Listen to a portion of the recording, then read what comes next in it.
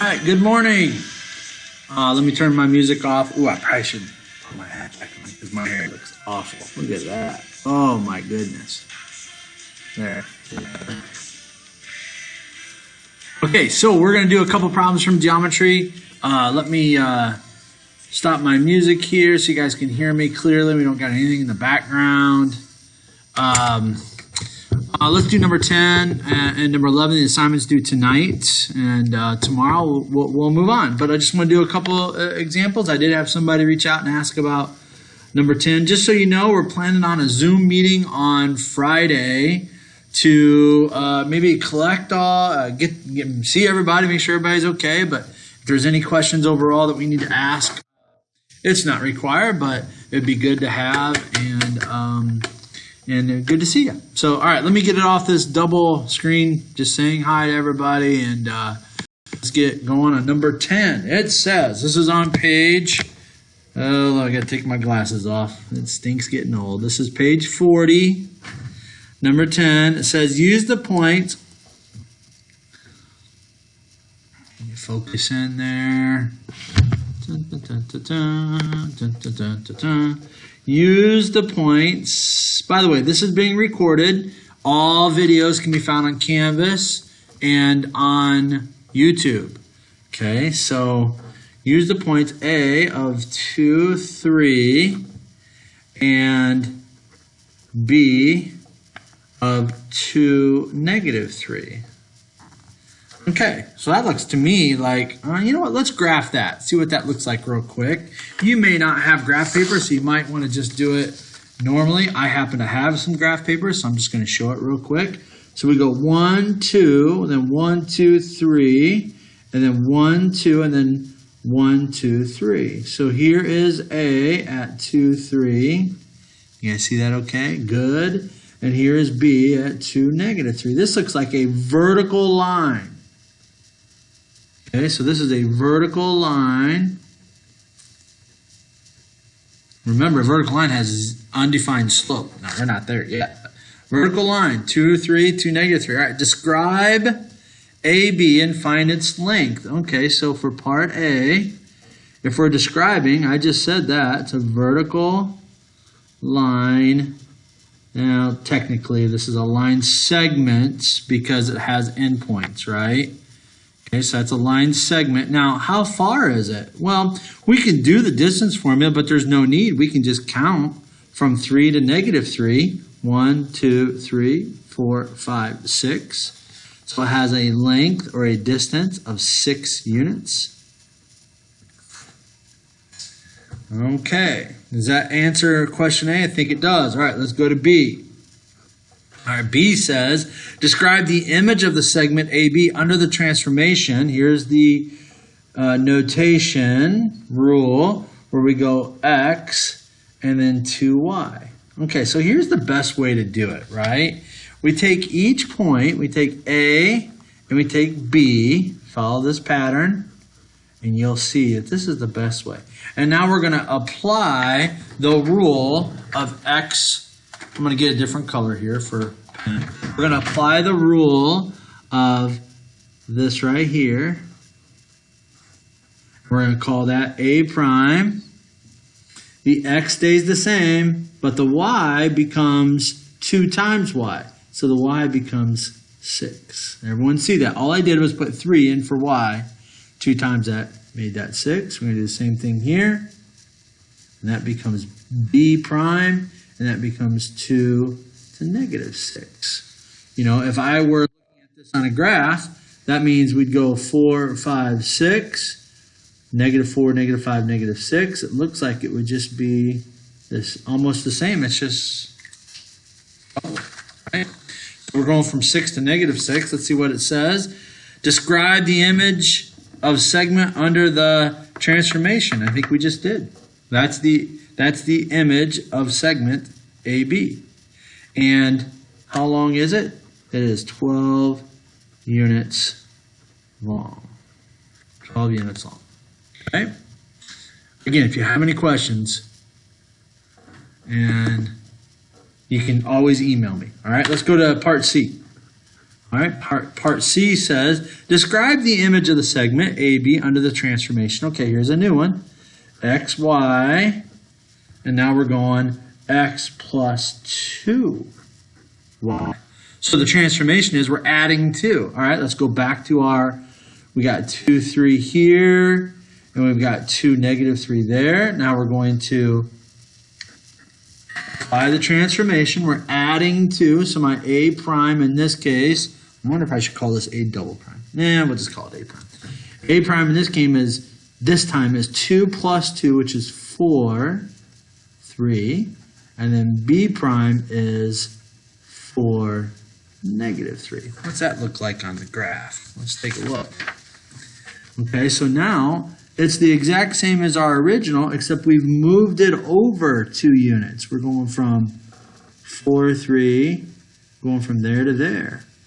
So that is called we haven't talked about this too much, but that's just called a lateral or horizontal translation. That's the key word. It just moved. A horizontal or lateral translation. It just moved on us. Over to the right, 2 units. Okay, so that means it is a rigid motion because it maintains everything. Okay? All right, let's go to, is that C? Yeah. All right, let's go to D now. Number 10, let's go to D. It says, compare the 2 transformations. Okay, so if we compare, the first one, B, it would be a non-rigid because we multiplied by 2. We multiplied by 2. So it changed the length of it. Okay, it doubles it. Both remained vertical.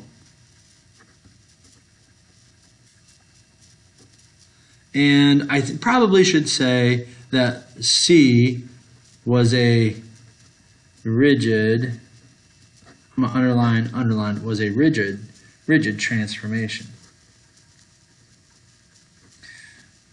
What would we call this? I didn't really talk about that. What would we call this when you multiply? That's called a vertical stretch. A vertical stretch. All right, questions on 10? Hit me up. Let's move on. Let's do number 11. Somebody had a question on number 11. Okay, so it looks like it's similar. Do we want to do 11? Is anything different? I don't think so. I think we're going to skip number 11. If you really need it, if you have it, just we can do an individual Zoom if needed, but it's just like what we did for 10. All right, let's go over to number 14.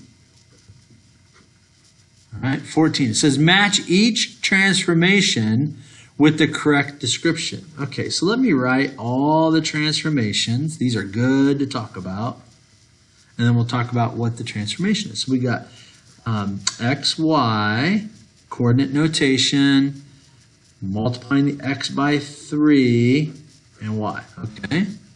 I think I know what that's it. Yeah, that's going to multiply the x value by 3, meaning it's going to be a horizontal dilation. All right, so then we got x, y here, and that's going to be, we're moving this one now 3 units to the right.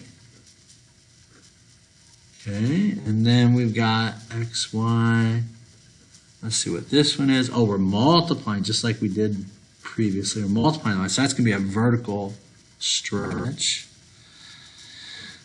Okay, and the D is x, y. What are we doing here? Oh, we're moving it up 3 units. Is that what that is? Y plus 3. Yeah, that looks like it's moving up 3 units. And then we got x, y. And here, oh, we're doing both. This is moving x and y, multiplying by 3, so it's like a dilation for both. Okay, so what's the first one? It says dilation with a scale factor. That's the last one. Scale factor of 3. Okay, so dilation just means you're multiplying it. It's getting larger or smaller. So that's going to be Well, I probably should have done that in Reading, so I'm going to go like this.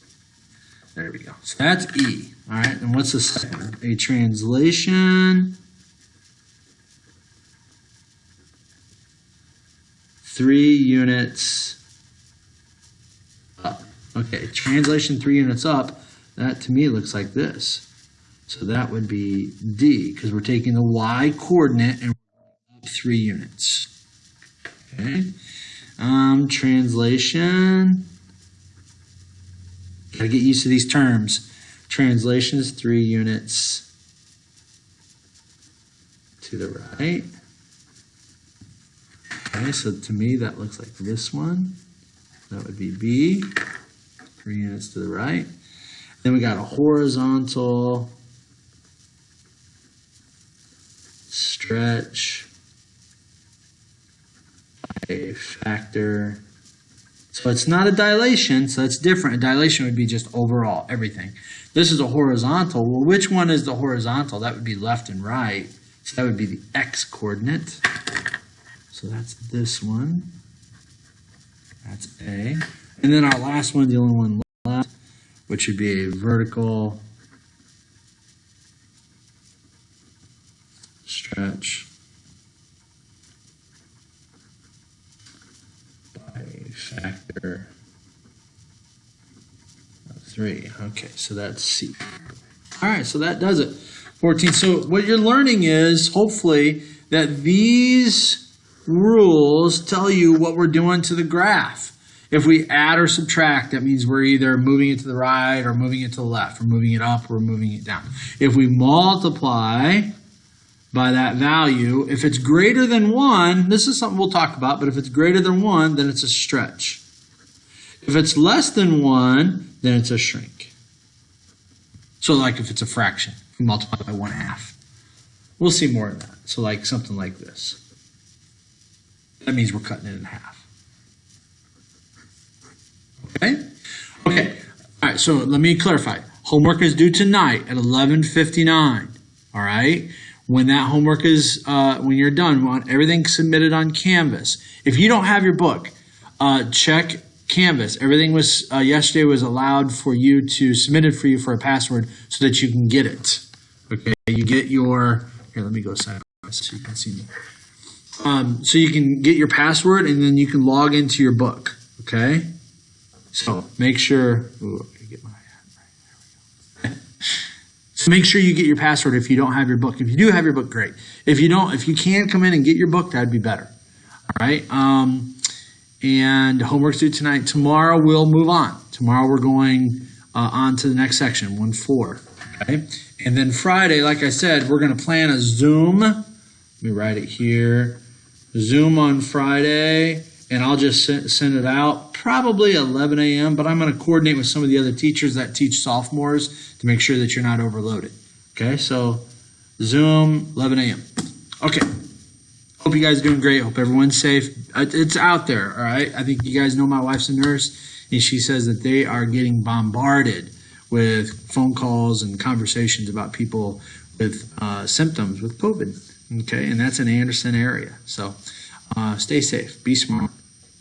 Keep distance, socially distance. All right, miss you guys all, and we'll see you soon.